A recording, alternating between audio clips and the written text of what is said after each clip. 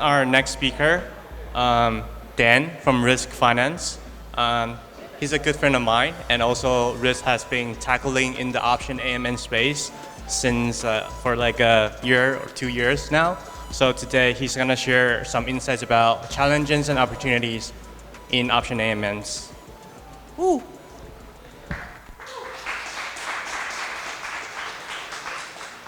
All right. Can you hear me, right? Yes. Thanks, everyone. Thanks, Anton, and the guys for inviting me. So I'm Dan, and I'm one of the co-founder of Rysk Finance. So what is Rysk Finance? Rysk Finance is a DeFi options protocol. And the main question that you might ask is like, why do we need a DeFi options protocol? So let's look into this. This is a chart about crypto options. Basically, it's the volume in terms of number of contracts traded in the last year or so. This color over here, like the blue, whatever, is Deribit. Deribit, we heard before on the presentation, is like probably one of the main CeFi or centralized finance exchange when it comes to derivatives, and especially for options. So if you see the volumes here are pretty much 90% of the market in crypto options is Deribit. And one interesting aspect is, I don't know how the audience is familiar with options, but I can give a very brief overview why people or traders should use options. There are mostly a few cases. The main one is speculation. You want to speculate of price going up or price going down. You can trade options and you basically speculating on this. The other use case is hedging. So you want to protect in case of prices going up or prices going down, and you can use options to hedge. So if you see this chart, you can see that the top, and this is actually the highest volume since the beginning of the story of Deribit, was November 2022. What happened November 2022? Pretty much everyone knows I'm here, and was FTX. FTX crashed. We had like one of these big dump on the downside, and so a lot of traders, users, they decided to speculate because probably they wanted to make money on the price going down because volatility was high, or the other side, they wanted to hedge. So the reason why we need options in the space, especially in DeFi, is because options are very powerful instrument, also especially on the hedging side. Now, if we look at this, Deribit has 90% of the market, pretty much. But who's behind Deribit? Who's trading options on Deribit? Like, who's actually the actor that is making all those transactions on Deribit? And here is a tweet from April 1st from Paradigm.co. That's how the website is called. Paradigm.co, it's an RFQ platform. RFQ means request for quote. In a simple way, I want to make a huge trade. I'm a whale, I'm an institution or whatever. I can say, I want to sell 10,000 options. Is there anyone on the other side able to, buy those options? And so that's pretty much just a very simple chat, if we can call it that way. And Paradigm.co on April, so this is referring to the March volumes, traded 38% of Deribit options. So Paradigm.co is for institutionals. Paradigm.co is for market makers, hedge fund, and so on. So Deribit is probably doing 90% of the market. Out of this 90%, almost 40%, and that was April, in March was even higher, is just basically institutional, market makers, hedge funds, and so on. So that tells you a lot about the status of crypto options and who's actually trading them. Now, I want to see different models on, I just mentioned RFQ, and now I just want to go a bit deep on, how different models. So we have the order book. I'm pretty sure most of you traded spot on some centralized exchange, Binance, Coinbase, whatever. And the way it's working is, we have two actors. In this case, we have, Naruto and Sailor Moon on the side. And what they do, they say, okay, I want to sell. I'm going to make this very, very oversimplified, but I'm going to buy 318 options for this price, 0.0155. On the other side, this guy is saying, I want to actually sell 127 for this price, 10, whatever. Now, the trade happens if one of the two actually say, you know what, this is not going to get filled, let me increase the price, or any other actors is coming into it and say, okay, I'm going to buy for 0.0165, I'm going to match your 127, and we make the trade. That's pretty simple order book, right? So if we see this, this is actually a real one from Deribet. So I got this last night from, I don't remember which option, but if you see, we have pretty much 600 contracts that could be traded on this. Now, what happened in this case is that it's kind of a peer-to-peer model. Like, so we have this Sailor Moon and this Naruto guy that might be sophisticated options users, they might be degens, whatever. They understand options. They want to make this position. And effectively, if we oversimplify the model, they're just trading each other, right? So now let's look at this screen. It's small on purpose because I wanted you to see all the chaos that is happening on this page. So this is an order book for options. The thing about option is that we have multiple expiry on top. So you see from 24 April to March 2024, so like a year. So we have 10 different expiries. For each expiry, we have calls and we have puts. And for each one, we have 20 plus strikes. So what that means, try to imagine how many Naruto and Sailor Moon we need every second to make sure that we can get filled all those orders here. So we need a lot of them, a lot of sophisticated users to make sure that an order book is working. Or we need a network made by bots running all the time, every single second making prices for every pair that we see. Like this one is different from this one and it's different from this one, and everyone requires its own liquidity. Otherwise, there is no way that traders get filled. So here is the alternative, right? And it's the RFQ. Basically what I mentioned about paradigm. Yes, here is an example. That's a real example. So this guy traded April 28, 2100 call, and he traded 10,000 of them. So if this guy wanted to trade on the order book, as we saw, we have liquidity for like 600 contracts. How can he trade 10,000? And even on 600 contracts, he would have got slippage from the highest to the lowest. So what they do, again, they use this platform paradigm and they just say, I want to trade 10,000 contracts, and there is another one on the other side able to do this trade. They agree on the price. So the flow is, I want to sell this option. Is there anyone on the other side ready to buy? Which price you able to give me? Fine, I like the price, I do the trade.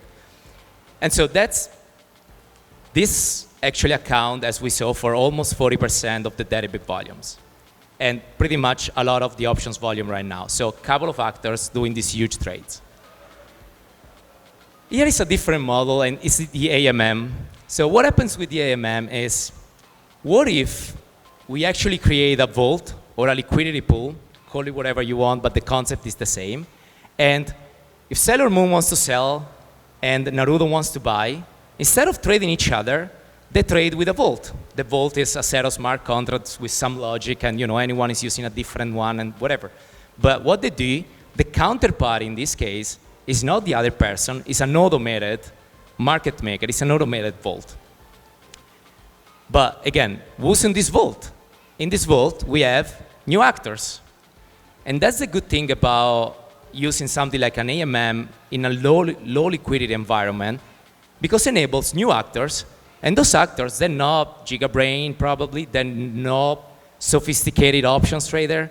Probably they know about options, but they don't have to actually, because what they do, they deposit liquidity in a very passive way.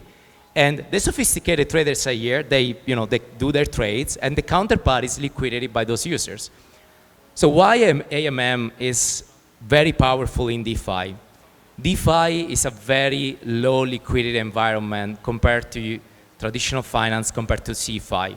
And as I showed you before, expecting to have thousands and thousands of traders every single second being there and trade, it's extremely challenging expectation.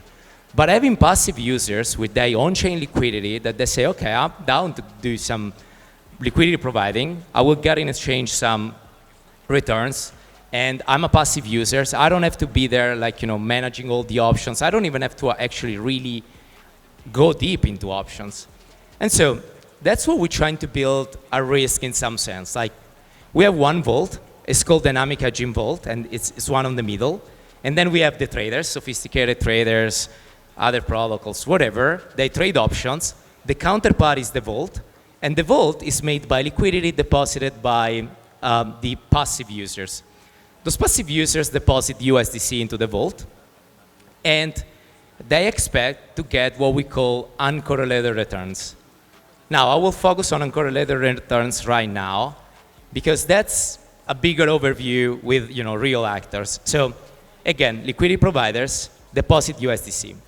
On the other side, we have market makers, we have traders, we have other protocols like on-chain protocols, and some of them actually are here today to speak, so that's pretty exciting. We have arbitrageurs, people that want to make an arbitrage between different chain or different exchange and so on. And they trade options with this vault. The problem with options is that options could be a very high risk instrument. Like they have some risk. It's not one of these products that there is no risk at all. Actually, options are extremely risky, especially if you sell options, for example. And so let's say that we have a very simple use case where everyone is coming to buy a single product and the vault is extremely short on that product. That's not good because the vault could make huge losses. So what we have to do to make sure that liquidity providers keep depositing liquidity because they don't want to lose it all is to actually hedge. So the way we hedge at the vault is like by using other protocols. So simple example, if the vault is basically at that time short in a sense to the market, what we have to do, we have to make sure that we, for example, long in the market for the same size, so this vault is not short anymore, right? And it's basically hedging its position. And so we can do it by using Uniswap, we can use GMX, Rage Trade, we have Uniswap range order. It's like, we have different integrations because the goal is to make sure that this vault is actually not exposed to market movements. When you deposit, you don't want to you just want to be passive overall. You don't want to see market going up or down because you're not passive anymore, right? And because we do this game of rebalancing delta, so delta is the measure of the sensitivity basically on the market movements. I'm trying to keep it very simple, but if you are at delta 0, effectively what you're doing is you're not exposed to market movements. And so what we do, like every time the delta is moving, it could be negative or positive, meaning that the vault is getting its own exposure, we try to rebalance it. So these generate returns for liquidity providers. They're not correlated to the market. They're not correlated to, when I say market, I mean crypto market, so ETH, Bitcoin. As we know, they're very high correlated usually. And so what we tend to do is that you get returns that do not depend on those market movements. And so now let me go a bit deep into how DeFi options actually works. So when we look at crypto options, we have this side and this CeFi. FTX is there on purpose because the first time I made this slide, FTX was alive, and I wanted to keep it there as a reminder. So we have CeFi, Deribit, FTX, and many others. Then we have some of DeFi protocols, not all of them, but I'm talking about options protocols. So for example, Post that is talking, I guess, after me or in 1 hour, whatever. We have other, like Ribbon is one of the first making structured products. There are more, obviously. And the way they work, so I'm just going to focus on structured products for now. The way they could work, and that's actually how they started to work, is like they do very basic strategy, systematic basic strategy. So as an example, every Friday, they sell 1,000 of contracts or 10,000 of contracts, as we saw earlier. And the way they do it with an RFQ kind of system. So they say, I want to sell 10,000 of contracts. Who's the counterparty for that? And in most of the cases, the counterparty are market makers. And those market makers, as you can see in the middle, there is Alameda, same reasons. I wanted to remember myself that they were there. And what they do, the process is simple. They say, okay, I want to sell those 10,000 contracts. Who's going to buy? One of those actors. And what they do at the meantime, they sell on CeFi. So they sell on CeFi for a price, and they buy on DeFi, obviously, for a lower price. And that's how they make their money, right? But this is a very big issue. That means the DeFi options market is relying on liquidity in CeFi. So FTX collapsed, right? What happened if Deribit collapsed? Well, options don't trade anymore because market maker are going to be like, oh, yeah, we don't have any CeFi counterparty to do the trade as we saw, right? And this is like 90% of the market. So what we're trying to position ourselves as Rysk is we want to be a market maker. So not different from those guys in some way. And we want to serve those structured products, other protocols, other DeFi projects to trade options with on-chain native liquidity. So that's our goal. Like, we would like to be the counterparty. Like, we would like to provide options market for those actors, because our bet, and we might be wrong, but hopefully not, is that as DeFi mature, people are gonna need to trade more options. And when I say people, I mostly mention other protocols, treasuries, and all those DeFi on-chain actors. So that's how we try to position with Rysk. Now, there are a lot of challenges. It's not an easy game. And we face them pretty much every day. So just wanted to share a bit of my experience on this.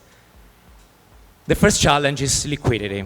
It's a huge, huge, huge challenge. And the main reason is, right now, when it comes to institutional liquidity, especially in the options market, is very low.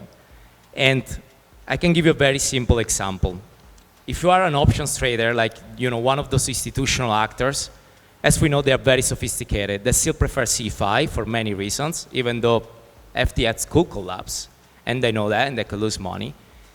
They prefer CeFi because user experience is way better. They prefer CeFi because there is liquidity on the other side.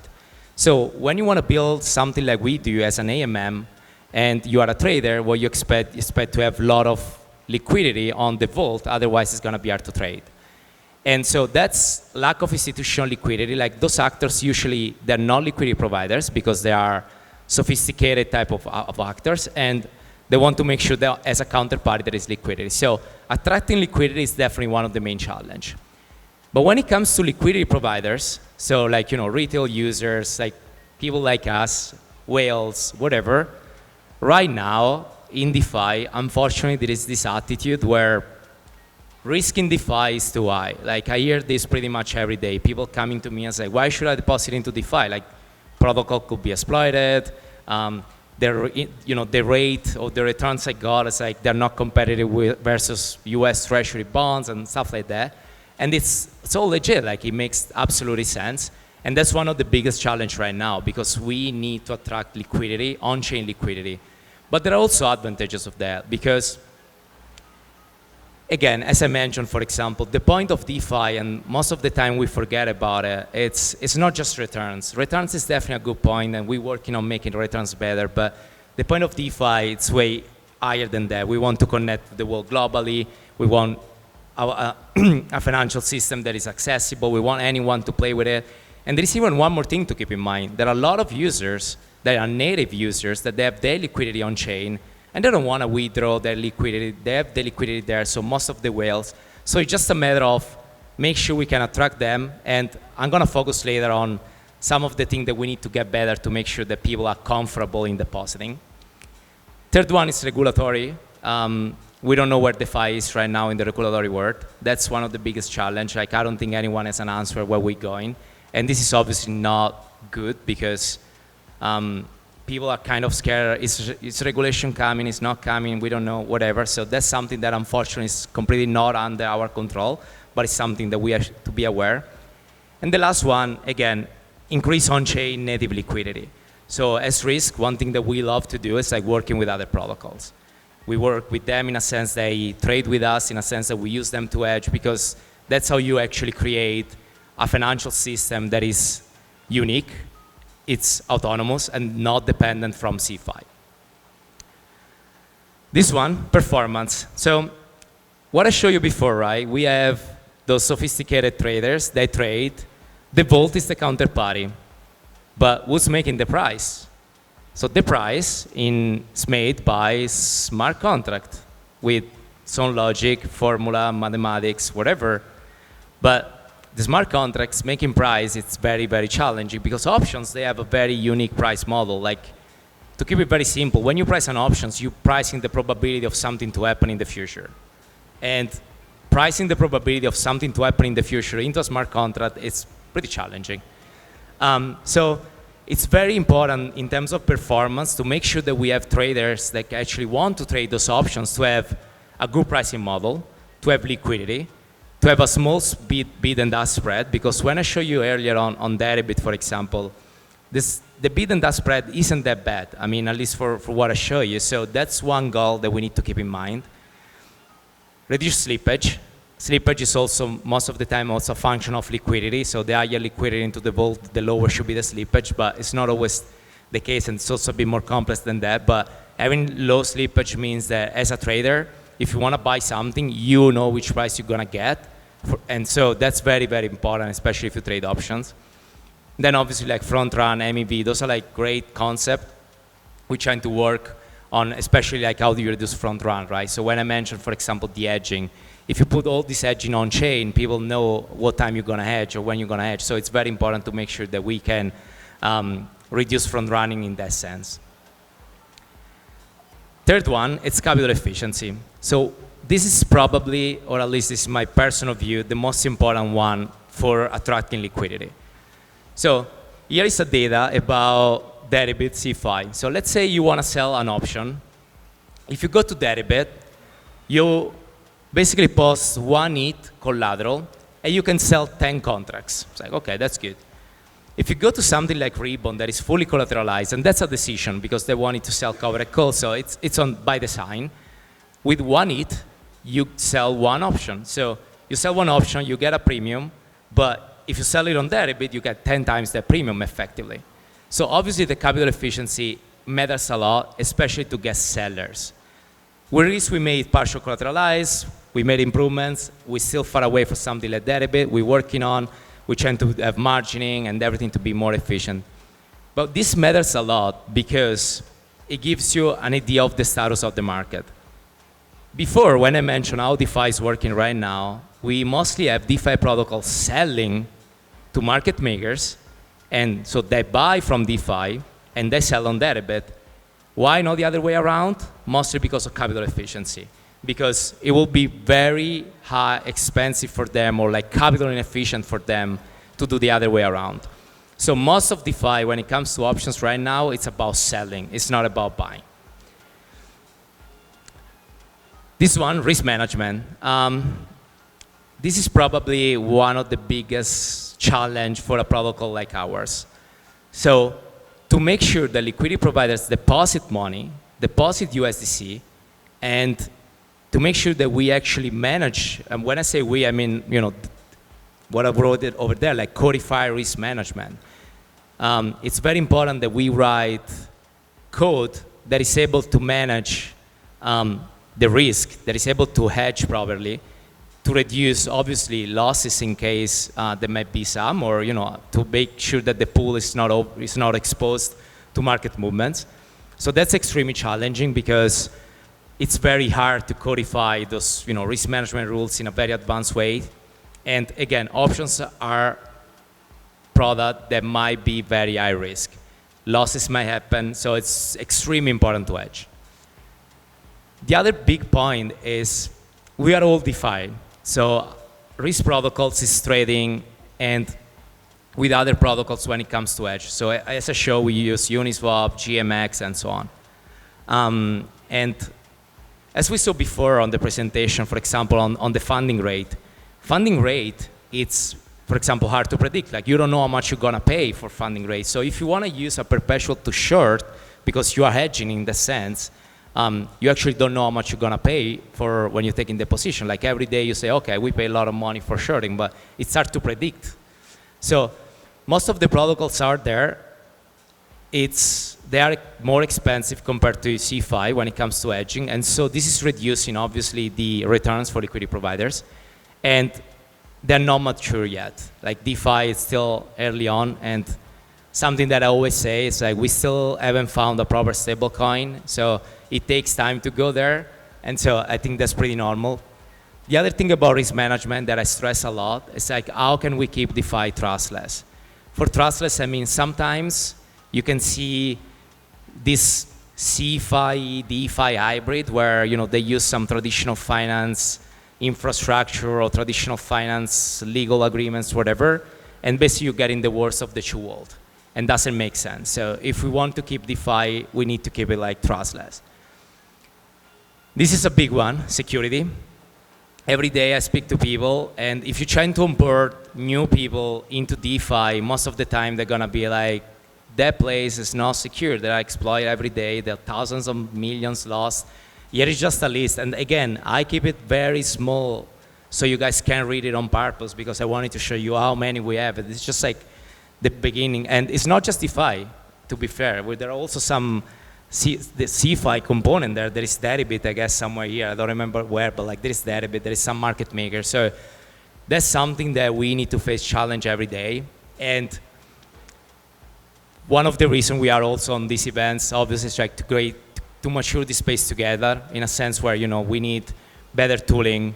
We have auditors. Auditors is great, but it's not enough. We need to keep monitoring. We need a lot of better infrastructure on security. Otherwise, no matter which protocol you're building, will be hard to get liquidity, especially on the institutional side. They still prefer, and this is like pretty interesting, they still prefer to put money on something like FTX than DeFi because they still feel more safe. And that's something that it was definitely a great lesson there. Third point, user experience.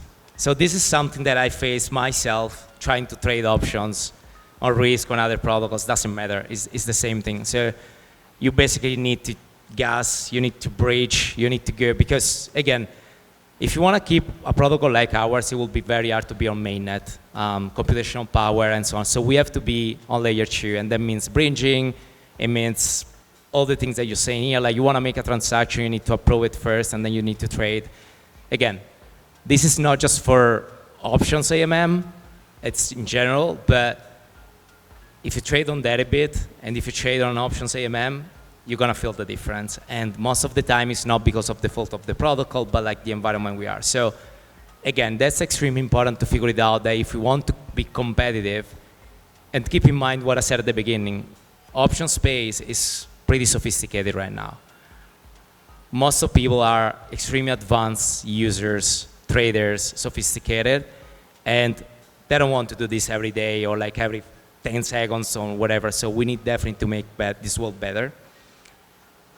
Last thing is transparency. So every time, and there was like myself, I think I was one of the first one, I was always like, oh yeah, no, Rysk is great because it's transparent versus something like Deribit or, you know, FTX or whatever. Yeah, it's a great narrative, but that to me is like the best example. Like, yeah, it's transparent, but who's actually read the transparency? Like, how many people here are going to read smart contracts, especially complex one like could be ours, because, you know, all the pricing mechanism or everything that we have inside?